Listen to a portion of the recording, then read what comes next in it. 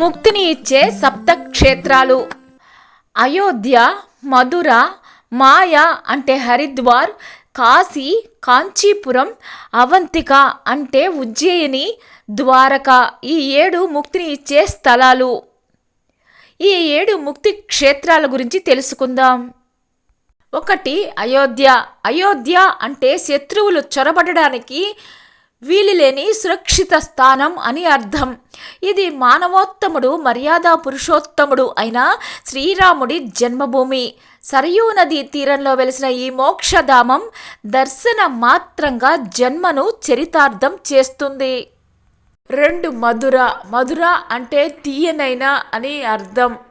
శ్రీ మహావిష్ణువు యొక్క పూర్ణావతార పురుషుడైన శ్రీకృష్ణుడు నడయాడిన పవిత్ర స్థానం. 3. మాయా. దీనినే హరిద్వార్ అని పిలుస్తారు. విష్ణువు సన్నిధికి చేర్చే ముఖద్వారం ఈ పుణ్యస్థలం. హిమవత్ పర్వతాల నుంచి ప్రవహించే గంగా నది మొట్టమొదట నేలపై అడుగుమోపే విశిష్ట పుణ్యక్షేత్రం ఈ మాయా నగరం. 4. కాశీ. భూలోక కైలాసంగా ప్రసిద్ధి చెందిన ఈ పుణ్యక్షేత్రం పవిత్ర గంగానదీ తీరంలో వెలిసిన పరమశివ సన్నిధానం.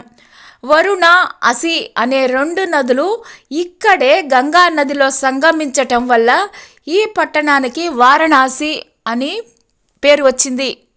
5. కాంచీపురం. దక్షిణ భారతంలోని పవిత్ర నగరం ఇది.